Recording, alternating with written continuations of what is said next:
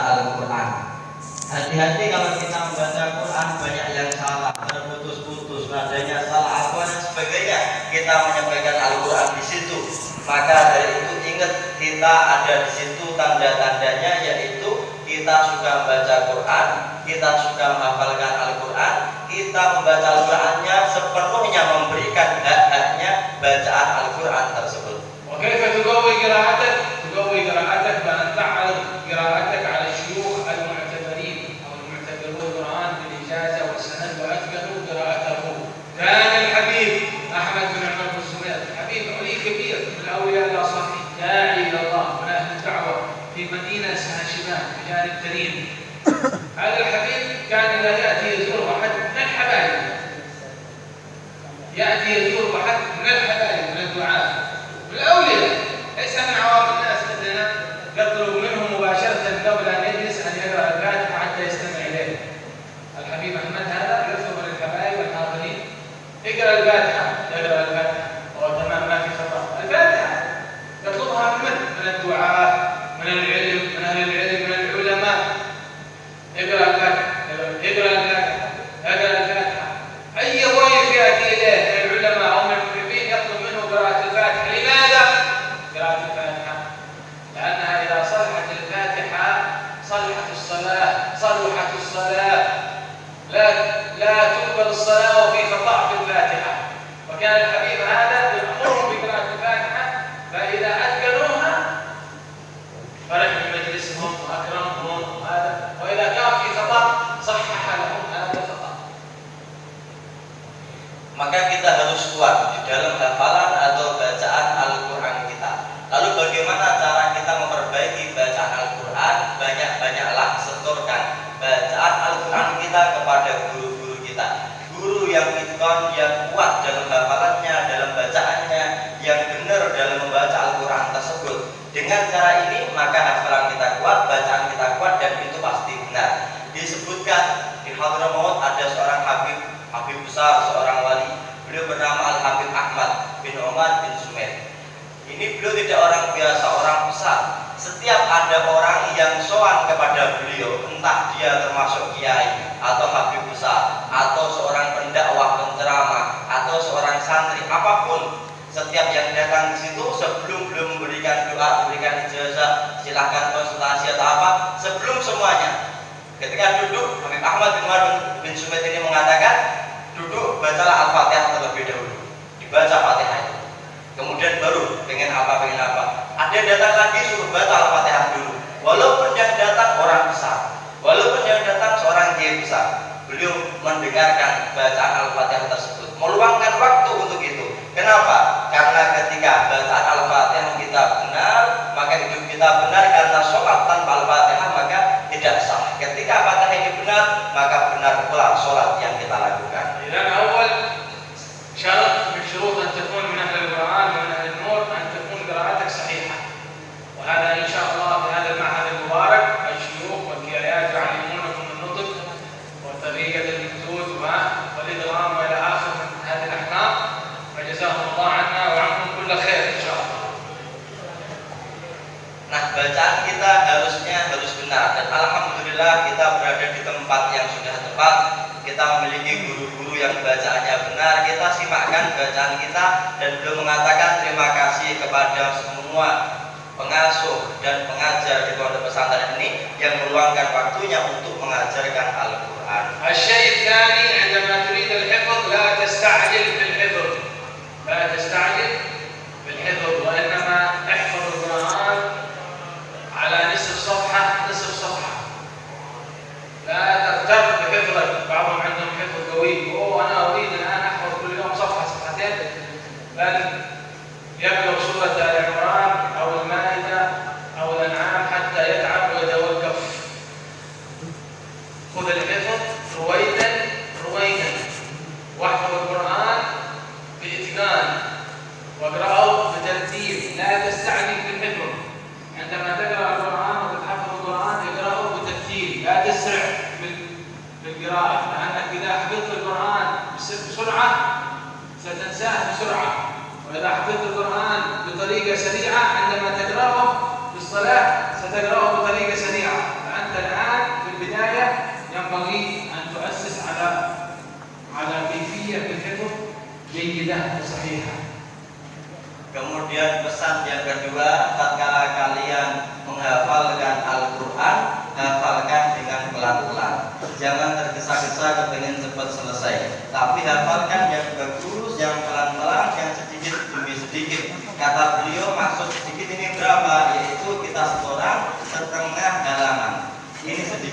Jangan terus kita mengatakan saya hafalannya kuat, saya bisa menghafalkan 1 halaman, bahkan 2 halaman sekaligus. Jangan. Akhlaknya kita menghafalkan Al-Quran yaitu setengah halaman, sedikit demi sedikit. Kalaupun kita cepet-cepetan dan hafalan kita akui bagus, tapi nanti kita punya rasa malas, rasa capek. Banyak mereka menghafalkan Quran banyak, kemudian timbul rasa malas, selesai dia berhenti untuk melanjutkan hafalan Al-Quran. Atau mereka yang menghafalkan Al-Quran dengan cepat-cepatan karena selesainya cepat sehingga bacaannya cepat. Ketika dipakai sholatnya juga cepat, bacaannya di situ cepat sehingga dia hanyalah orang yang seperti tergesa-gesa sehingga pelan-pelan tatkala kita menghafalkan Al-Quran. طبعا بعض الناس استثناءات.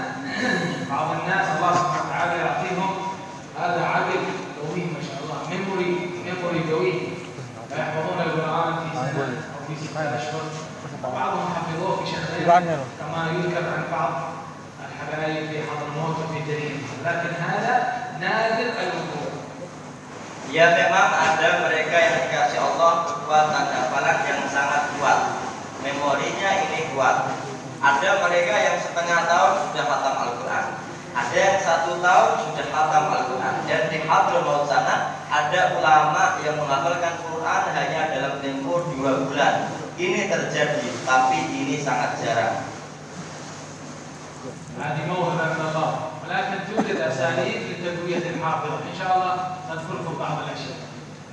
Semua itu adalah murni anugerah dari Allah. Tapi paling tidak kata beliau akan saya kasihkan kepada kalian resep-resep supaya hafalan kita atau daya ingat kita kuat. آخر المجلس إن شاء الله نعطيكم دعاء لتقوية الحفظ إن شاء الله مع الإجازة إن شاء الله. Di akhir majelis nanti insya Allah akan saya kasihkan doa untuk menguatkan hafalan kita beserta ijazah doa tersebut. إذا إذا أردت أن تحفظ القرآن أيضا لا بد أن تعمل بالسنن النبوية. في حضرموت كانوا المشايخ عندما يأتي إليهم المريد يريد أن يقرأ القرآن أو أن يتلو ما كان يحفظه أو ما حفظه في الليلة السابقة، أول ما يسأله على السواك، هل يوجد لديك سواك؟ إذا قال المريد لا، يقول له اذهب إلى أمك، ترجع، ما في قراءة. إذا كان المريد لديه سواك يقربه شيء. Kemudian pesan berikutnya, kita ketika ingin hafal Al-Quran dalam tahap hafalan ini hendaknya amalkan sunnah-sunnahnya Nabi. Kita perhatikan sunnah-sunnahnya Nabi.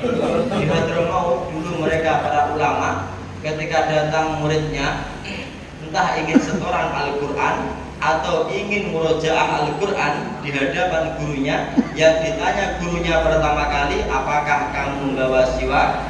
Kalau santri itu bilang saya lupa tidak membawa siwak, kata gurunya, kamu kembali saja kepada ibumu, tidak boleh setoran atau murojaah membaca di depan gurunya sama sekali. Siwak? Bawa siwak kalian?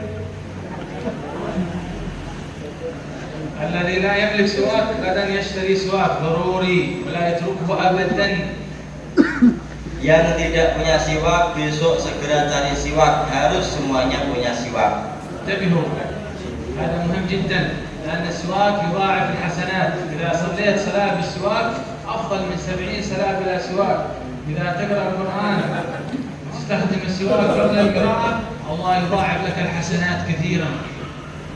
Siwak ini fadilahnya sangat besar. Perhatikan tentang siwak. Kalau kita mengamalkan atau melakukan ibadah dengan siwak, maka dilipatkan pahala itu dari Allah Subhanahu wa taala. Satu sholat yang menggunakan siwak lebih baik daripada 70 kali sholat tanpa menggunakan siwak. Kalau kita membaca Quran dan kita mengamalkan memakai siwak, maka Allah melipat gandakan pahala yang kita baca dari Al-Quran tersebut. الإنسان العادي والمؤمن العادي وطالب العلم العادي لا يقل، المفروض قراءته في اليوم لا تقل عن جزء من القرآن الكريم، المفروض هكذا حتى يختم المصحف بالشهر مرة واحدة. أما حافظ القرآن أو الذي يدعي أنه يحفظ القرآن فينبغي أن يقرأ أقل شيء 2 أجزاء إلى 3 أجزاء في اليوم حتى لا ينسى.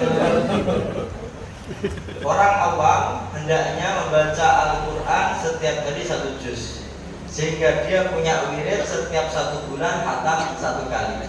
Adapun para penghafal Al-Quran atau mereka yang mengaku dia sudah hafal Al-Quran, setiap hari paling sedikit 2 juz atau 3 juz sampai dia terus merujuk Al-Quran sehingga dia tidak lupa dari Al-Quran tersebut. في زمن 4 المرات كانوا يخبر لأجل الجنون في واحد من الحبايب، فلما كانوا يبحثون انكشف القبر الذي بجنب القبر المحفور هذا، فرأى الرجل الذي يبحث في القبور أحد المشايخ من السادة البعلوي كما يقولون هذه كرامة، جالس على كرسي من ذهب يقرأ القرآن، وقد توفي هذا الشيخ منذ مئات السنين.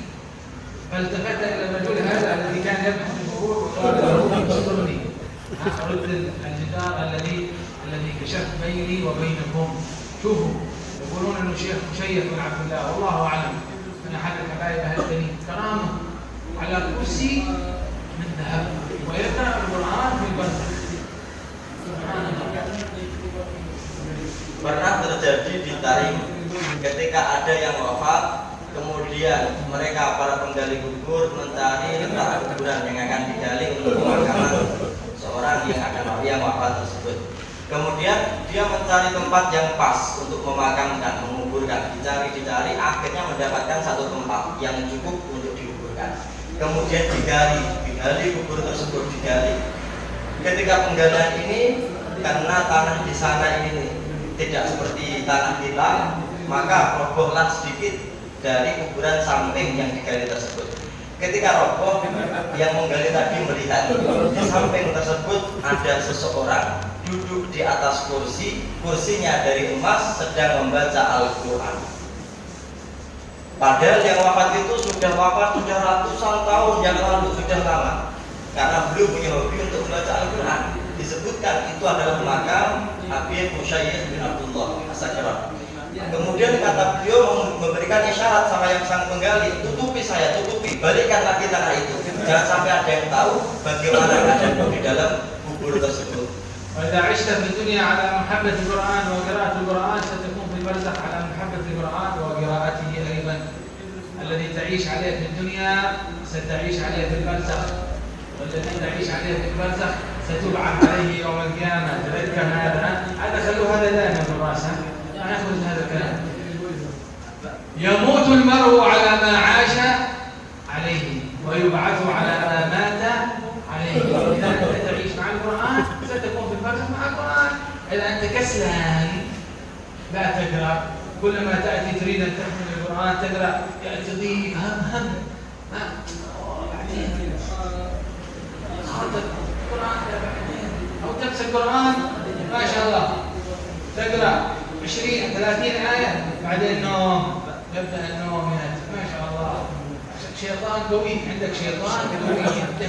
المفروض أن الذي يقرأ القرآن لا يستطيع أن ينام. لماذا؟ لأن القرآن كله آيات مخوفة. يعني كيف تقرأ آيات العذاب، تقرأ آيات القيامة، القارعة ما القارعة وما أدراك يوم يكون الناس كالفراش المبثوث. ايش كلام هذا كثير خوف، وهذا يقرأ وأنا يأتي النوم. شيطان كبير، شيطان كبير. Kalau hidup kita dipenuhi dengan Al-Quran, kalau hidup kita hobinya kita untuk membaca Al-Quran, kalau dalam hidup kita mencintai Al-Quran, maka di dalam barzakh kita, di dalam kuburan kita akan bersama Al-Quran. Tapi kalau kita di dalam dunia ini tidak mencintai Al-Quran, kita malas untuk membaca Al-Quran, maka hati-hati bagaimana nasib kita nanti di alam barzakh nanti. Seseorang hidup nanti ketika mati tergantung apa yang dia lakukan, apa yang dia cintai. Kalau dia mencintai Al-Quran, pasti wafatnya dengan Al-Quran. Dan kita nanti ketika dibangkitkan di hari kiamat, dilihat Allah bagaimana cara matinya kita. Ketika matinya kita dekat dengan Al-Quran, maka kita dibangkitkan juga dengan Al-Quran.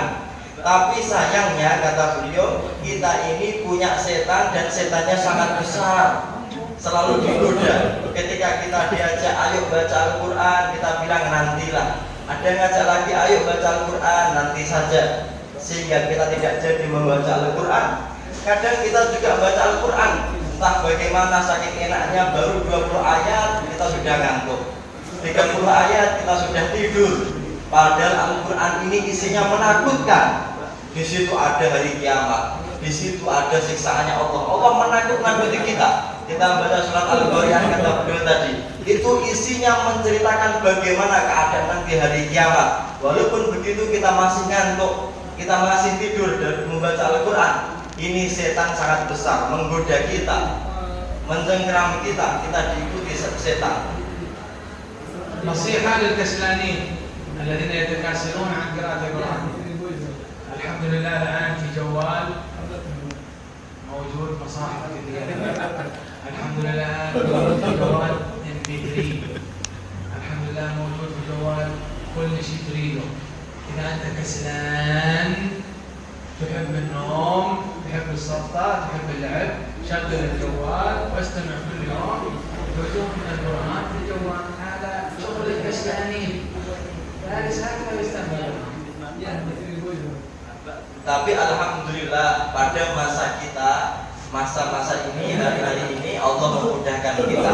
Setiap orang bisa punya HP, dan di dalam HP sudah disiapkan aplikasi-aplikasi tentang Al-Quran dengan mushaf yang bermacam-macam, yang berbeda-beda. Kalaupun tidak, sudah ada MP3 yang siap kita download untuk kita dengarkan. Kalau kita sulit untuk membaca Al-Quran dari HP kita, maka kita hidupkan saja MP3 itu dan kita dengarkan Al-Quran dari HP tersebut. عندنا مدرسة في تريم، مدرسة الشيخ محمد بن عمر أبو مريم، صغيرة جدا، 5 متر في 5 متر. كما هذا هنا لها 600 سنة، 600 سنة لهذه المدرسة في تريم.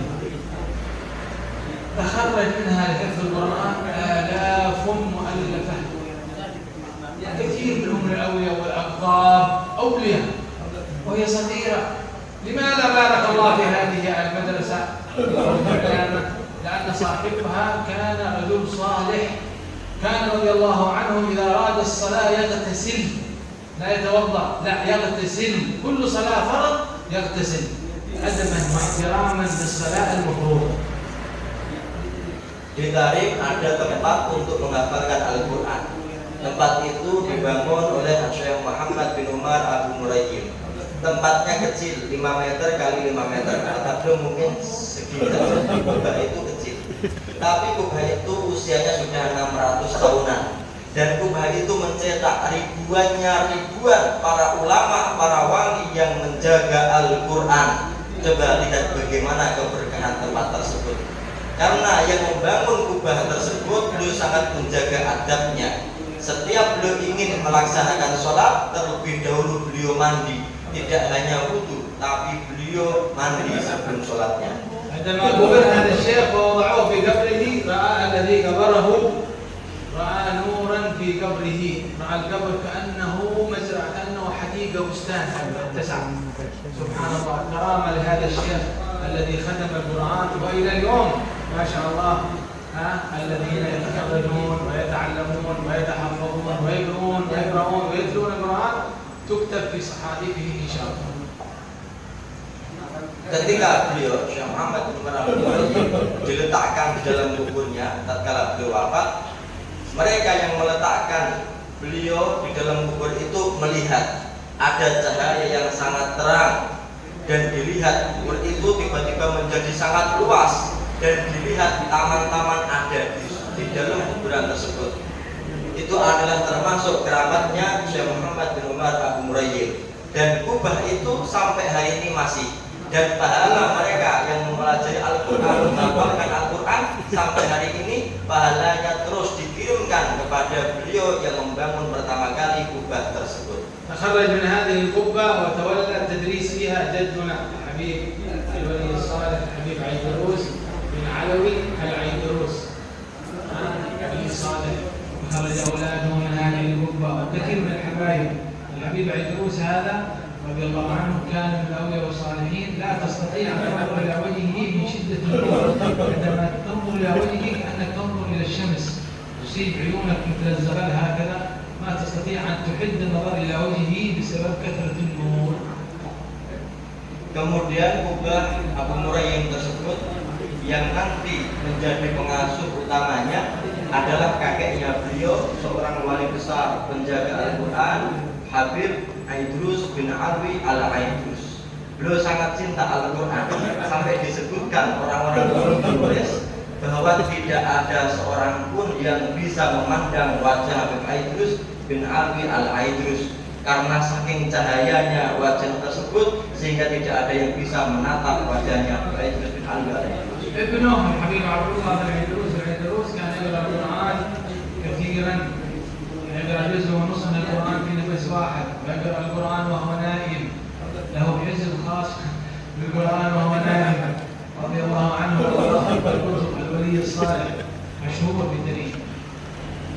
Putranya Habib Aidrus bin Alwi yaitu Habib Abdullah bin Aidrus al-Aidrus, beliau punya kebiasaan yang unik. Beliau ini membaca Al-Quran 1 juz setengah dengan 1 nafas.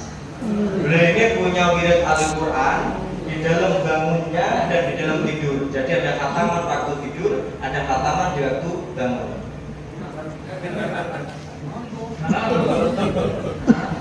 أي واحد يستطيع أن يكون من الأولياء والصالحين، لماذا لا تكون أنت من الأولياء والصالحين؟ ما في مشكلة، تريد تكون أولياء والصالحين؟ اجتهاد ونية صالحة والله يعطيك، لماذا لا يعطيك؟ يعطيك الله سبحانه وتعالى، وما أعطى المتقدمين يعطي المتأخرين. Itu namanya adalah karomah. Kira-kira mungkin nggak kalian punya kebiasaan seperti itu? Semua mungkin. Kalau kita mau bersungguh-sungguh punya niat yang baik, apa yang dikasihkan Allah kepada orang-orang yang terdahulu, mungkin juga Allah kasihkan kepada orang-orang pada zaman sekarang. المشكلة الكسل. قال ابن الوردي فما أبعد خير على أهل الكسل، بعيد الخير. شوف الخير هناك والكسلان هناك، الخير بعيد، لا يجتمع الخير مع الكسل أبدا. اللهم إني أعوذ بك من العجز والكسل، وأعوذ بك من الجبن والبخل، وأعوذ بك من غلبة الدين أو طلع الدين وقهر الرجال. Kata Imam Ibnu Wardi, apa yang menjadikan kita jauh dari itu, apa yang menjadikan kita sulit untuk mendapatkan itu, yaitu karena kita punya sifat malas. Karena malas ini orang akan menyangka kebaikan jauh darinya. Yang membuat jauh adalah sifat malasnya tersebut. Sehingga ada doa, yaitu kita minta sama Allah, ya Allah hilangkanlah dari kami, yaitu rasa malas, rasa apes, atau juga tadi yang belum bacakan semuanya, doa itu dibaca ketika waktu pagi. لذلك حكى الحبيب عبد الله بن عيدروس هذا الولي الصالح المعروف بالقرآن، حكى قصة على 2 من الطلاب. كان واحد من الطلاب كسلان، ما يحب أن يهتم بالسنة النبوية، يقرأ القرآن وهو جالس وهو يعني في جهة غير جهة القبلة، لا يستخدم السنة، لا ينتبه من السواك، ليس عنده أدب، ليس لديه أدب عند قراءة القرآن، يقرأ القرآن وهو مضطجع هكذا، وهو ذكي هذا الولد ذكي وحافظته قوية. وآخر حافظته صغيرة مسكين، ما يحفظ بسرعة، ينسى، يحفظ بصعوبة وينسى بسهولة، يحفظ بصعوبة وينسى بسرعة. ولكن الآخر هذا كان ولد نشيط ولديه آداب، يهتم بأدب القرآن، بآداب القرآن، يقرأ القرآن مستقبل القبلة، يجلس بأداب، يقرأ ويحتم الوقت ويعمر الوقت. قال الإمام عبد الله، الله سبحانه وتعالى فتح على هذا الولد الذي ليس ذكيا الغبي، ولم يفتح على هذا الولد الذكي الذي يتهاون بالسنة ويتكاسل. Pada zamannya Habib Abdullah bin Aidrus al-Aidrus, ada 2 santri datang kepada beliau, datang tertarik pada waktu itu. 2 santri ini satunya punya hafalan yang sangat kuat, kecerdasannya lebih, Dan santri satunya hafalannya kurang, kecerdasannya juga kurang. Santri yang kedua ini kalau menghafalkan sulit, tapi kalau sudah hafal ingatnya ini cuma sebentar, lupanya gampang. Hafalannya sulit, hilangnya gampang. Yang santri pertama kalau ngaji, kalau baca Quran seenaknya, tidak memperhatikan adab, tidak memperhatikan sunnah-sunnahnya Nabi, tidak memperhatikan untuk menghadap ke kiblat, seenaknya sendiri karena dia cerdas. Santri yang kedua dia memperhatikan semuanya, adab dipakai, sunnah-sunnah diamalkan, sangat hati-hati, tapi hafalannya sangat kecil, daya ingatnya ini sangat sedikit. Kata Habib Abdullah bin Idrus apa? Allah membuka hati santri yang kedua, tidak pada santri yang pertama. إن شاء الله تكونون من القراء والحفاظ إن شاء الله المتمكنين الصالحين آمين اللهم آمين. اقرأوا القرآن كثيرا أن البلاد التي يقرأ فيها القرآن أو البيت الذي يقرأ فيه القرآن يتراءى لأهل السماء كما تتراءى النجوم لأهل الأرض. اقرأوا القرآن فإنه لا يفيد الإنسان شيء في برزخه وفي قبره إلا القرآن. الشيخ عبد الرحمن السقاف كان يقرأ القرآن كثيرا، 4 ختمات بالنهار، 4 ختمات بالليل. الحبيب أحمد بن محمد بن حضار قرأ 5000 أو 7000 ختمة في قبره قبل أن يموت بعد أن حفر قبره. كل الحبايب والأولياء والصالحين لا يمكن أن يكون هناك ولي أبدا لله وهو لا يقرأ القرآن. Sehingga bacalah Al-Quran, cintailah Al-Quran. Orang yang suka membaca Al-Quran, maka mereka seperti bintang-bintang ketika mereka ahli langit memandang kita. Cintailah Al-Quran, bacalah Al-Quran, karena yang akan menemui kita pertama kali di dalam kubur kita, yang menemani kita di dalam kesendirian kita di dalam kubur kita adalah Al-Quran. Kita lihat Syekh Abdurrahman As-Segaf, beliau setiap hari siang 4 kali khataman Al-Quran, malamnya 4 kali khataman Al-Quran. Habib Ahmad bin Ahmad Al-Muhtar, beliau cinta Al-Quran, menggali kuburnya sendiri, kemudian turun ke bawah membaca Al-Quran sampai beliau wafat sudah 6.000 kali khataman Al-Quran di dalam kubur tersebut. Maka kata beliau, ingatlah tidak ada seorang wali kecuali dia mencintai Al-Quran. Nas'alullah lana wa lakum at-tawfiq amin. مما يدل أو مما يعين على الحفظ أشياء كثيرة. أولا النية الصالحة. إذا الإنسان يريد حافظة قوية، ميموري قوي، لابد أن تكون عنده نية صالحة في الحفظ. يقول سيدنا الإمام ابن عباس عبد الله بن عباس: يحفظ الرجل على قدر نيته. يحفظ الرجل على قدر نيته. إذا كانت نيته صغيرة يكون حفظه ضعيف، نيته قوية كبيرة يكون حفظه أسرع وأقوى. Ada beberapa yang menjadikan kita mudah dalam hafalan kita. Yang paling pertama adalah niat kita tatkala akan menghafalkan. Kata sahabat Abdullah bin Abbas, beliau menyebutkan seseorang cepatnya hafalan tergantung kadar niatnya tatkala akan menghafalkan. Ketika niat ini besar, maka cepatlah hafalan kita. Kalau niat ini setengah-setengah, maka sulitlah hafalan kita. أيضا من الأشياء التي تمنع الحفظ هي المعاصي. لا تفعل المعاصي، ابتعد عن المعاصي. لا تنظر إلى الأصور الخبيثة الخليعة. لا تنظر إلى النساء، احذر من النظر إلى النساء. هذه الأشياء كلها تتسبب في سرعة النسيان. يكون الإنسان كثير النسيان، ينسى بسرعة. Kemudian hal yang menjadikan penghalang kita sulit untuk menghafalkan adalah banyaknya maksiat.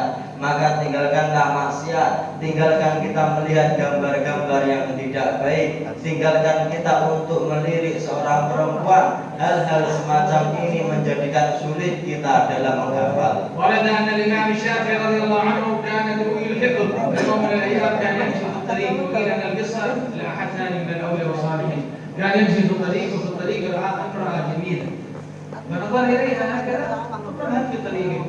فبعد أيام أنكر حفظه، كان حفظه قوي جدا، يحفظه سكانر صفحة بصفحة رضي الله عنه وارضاه. فذهب واشتكى إلى شيخه، قال: يا شيخي لقد أنكرت حفظي، لقد أنكرت، ليس هذا الحفظ، كنت أحفظ بسرعة، الآن أحفظ ببطء. فقال له شيخه وكاشفه: اترك المعاصي ولا تنظر إلى النساء. فكان ينشد هذه الأبيات المشهورة: شكوت إلى وكيع سوء حفظي فأرشدني إلى ترك المعاصي وأخبرني بأن العلم نور ونور الله لا يهدى. Diceritakan Imam Syafi'i, beliau adalah seorang yang dikasih Allah kekuatan hafalan yang sangat cepat. Sekali beliau melihat, beliau langsung hafal seperti alat scan. Ketika melihat satu halaman, satunya ditutup, maka langsung hafal. Berikutnya begitu melihat, langsung hafal. Kemudian salah satu kejadian, satu hari beliau merasa hafalannya melemah. Kemudian mengadu beliau kepada gurunya, "Wahai guruku, hafalan saya sekarang melemah." Apa kata guru Imam Syafi'i? Gurunya menjawab, "Tinggalkanlah maksiat, karena ilmu ini adalah miliknya Allah, cahayanya Allah tidak akan dikasihkan kepada orang yang bermaksiat." Ada satu syair yang terkenal merekam cerita tersebut, yaitu yang tadi dibaca beliau, "Syakautu ila waqin su'ahifdi." Saya mengadu pada guru Syekh Waqi tentang buruknya hafalan guru. إذن هذا شيء مهم جدا. احذروا من النظر إلى الصور الخليعة خصوصا في الجوالات. فهذه الجوالات أصبحت وسائل للعصيان للأسف، بدل أن يستفيد منها المسلم للأسف. الكفار يستفيدون من الجوالات أكثر من المسلمين، يقرؤون كتب ويشتغلون في الدنيا ويستفيدون من الجوالات في رزقهم، والمسلمين لا يهمهم إلا اليوتيوب هذا والأفلام والصور الخليعة. الآن سمعنا أن في دراسة في ألمانيا تقول هذه الدراسة أن الشخص الذي ينظر كثيرا إلى الصور الخليعة في الجوال، الدماغ هذا حقه يصغر إذا كان ينظر كثيرا إلى الصور الخليعة، وعندما يصغر هذا الدماغ يكون حفظه سيء جدا، لا يحفظ، ينسى بسرعة. الآن هذا موجود، اكتشف الطب هذا، ولكن هذا موجود من أول، من زمان الإمام الشافعي، صح ولا لا؟ هذا من زمان الإمام الشافعي، وينبغي أن ننتبه من هذه الجوالات الخبيثة. Maka tinggalkanlah untuk kita melihat gambar-gambar yang buruk, gambar-gambar yang tidak baik dalam HP kita. HP ini adalah musuh bagi kita bersama semuanya. Orang kafir bisa mengambil faedah dari HP mereka lebih baik, lebih banyak daripada kita orang muslim. Orang muslim melihat HP hanya fokus pada YouTube, media sosial, semuanya itu semuanya madarat bagi kita. Orang kafir mengambil banyak faedah dari HP tersebut. Ditemukan penelitian di Jerman, ternyata ketika kita melihat gambar-gambar yang tidak baik melewati HP ini, maka otak kita seketika akan menyusut menjadi kecil. Kalaupun tidak menyusut, maka otak kita akan sulit untuk dipakai menghafal. Sebenarnya penelitian ini sudah ada dalam sejarah kita, yaitu cerita pada Imam Asy-Syafi'i tersebut. Tidak baru-baru ini tidak, tapi sejak dulu sebenarnya itu sudah ada. إذن إن شاء الله نعطيكم الإجازة في هذا الدعاء الذي يقوي الذاكرة، ولكن لا تقوي الذاكرة إلا بالنصائح التي ذكرناها لكم والانتباه منها. Kemudian akan saya kasihkan ijazah untuk memudahkan hafalan kita semuanya. Tapi kata beliau, doa ini tidak ada gunanya kalau pesan-pesan yang awal tadi, 2 pesan, tidak kita amalkan terlebih dahulu. أيضا إن شاء الله نعطيكم الإجازة في تلاوة القرآن وفي حفظه، وإجازة خاصة إن شاء الله للمشايخ مكتوبة لأجل يكون هذا المعهد متصل إن شاء الله بقبة الشيخ محمد بن عمر أبو مريم، يكون عندهم سند بالإجازة عن طريقنا إلى الوالد، إلى الحبيب سعد، إلى جدنا، إلى الحبيب عبد الله بن عيدروس، إلى الحبيب عيدروس بن علي الذي ذكرناه، ثم إلى صاحب المعلامة الشيخ محمد بن عمر إن شاء الله. Kemudian akan saya kasihkan ijazah juga, yaitu ijazah membaca Al-Quran dan ijazah menghafalkan Al-Quran kepada semuanya, dan nanti khusus juga kepada para masyayikh yang menyimak Quran di sini akan beliau kasih ijazah. Yang ijazah ini khusus ijazah beliau dari abah beliau, dari pamannya beliau Habib Sa'ad, kemudian dari kakeknya beliau yang tadi diceritakan Habib Abdullah bin Idrus, Habib Idrus bin Alwi, yang terus sampai yang membangun kubah yaitu Syekh Muhammad bin Umar Abu Murayyim, sehingga yang belajar di pondok ini sanadnya muttasil, bersambung dengan yang membangun kubah Abu Murayyim dengan kakek beliau semuanya insyaallah. أن هؤلاء الحبايب بركة ونور، هذول الحبايب اللي ذكرناهم عبد الله بن عيدروس القطب ووالده والشيخ محمد هذولا، إذا الله سبحانه وتعالى صحح لكم الانتساب لهم والإجازة، هذا خير لكم وبركة كبير يأتي إليكم من دون تعب من دون سفر، نعمة من الله. Dan keturunan mereka yang tadi beliau sebutkan juga insya Allah memberikan keberkahan. Alhamdulillah, beliau yang datang ke sini bukan kalian yang harus repot-repot datang untuk ke sana mencari guru. Ini adalah kenikmatan dari Allah yang patut kita syukuri. الدعاء هو اللهم اجعل نفسي مطمئنة تؤمن بلقائك وتقنع بعطائك وترضى بقضائك. Doa yang beliau baca tadi tulis. ما في قلم وما في سواك. مشكلة هذه. Tidak punya siwak, tidak punya pulpen. Ini masalah kita. اكتبوا اللهم اجعل نفسي مطمئنة تؤمن. جيب الدفتر جيب الدفتر. هذا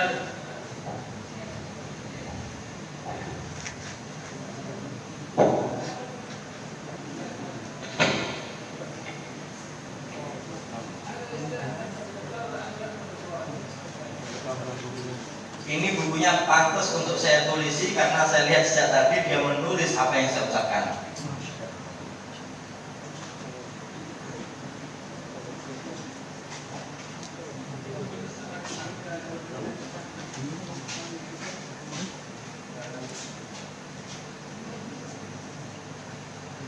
Beliau bilang tadi beliau di pondok yang pertama Darus Sa'adah ya. Beliau menceritakan pernah ini seorang cendekiawan namanya Albert Einstein ketika beliau untuk menghadiri muktamar, menghadiri rapat besar antar cendekiawan berada di Jepang, ada petugas hotel untuk minta uang sama beliau. Beliau mencari di sakunya, ternyata tidak bawa uang sama sekali. Apa kata Einstein? Apakah kamu punya kertas? Ya. Punya pulpen? Ya. Mana kertas sama pulpen? Kemudian Einstein menulis di kertas tersebut.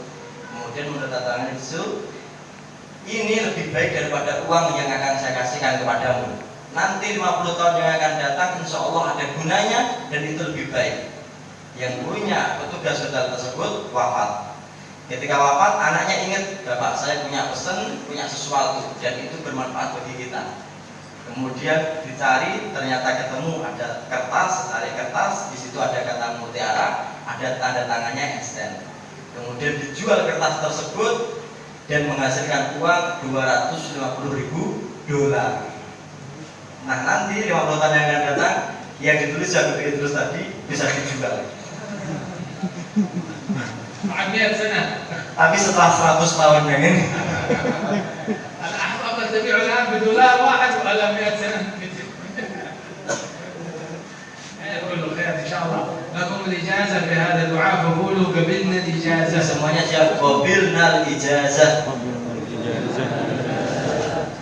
تمام.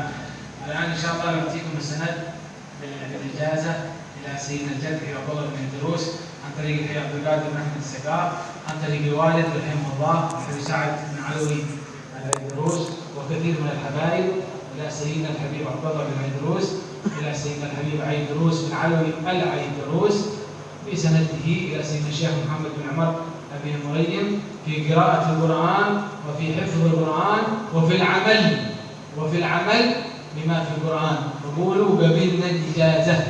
قبلنا الإجازة. إن شاء الله الله يربطنا وإياكم بالأولياء والصالحين إن شاء الله.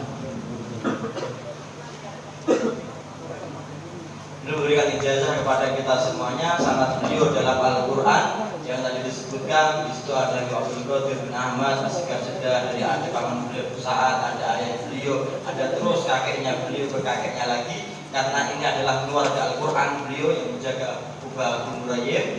Dan itu ijazah untuk banyak baca Al-Quran, menghafalkan Quran serta mengamalkan Al-Quran.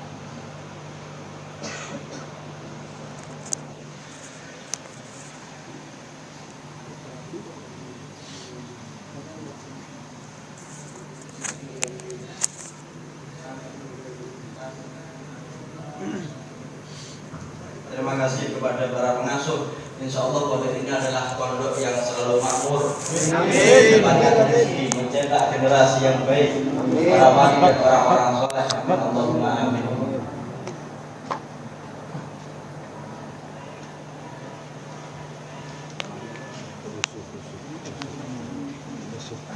Secret.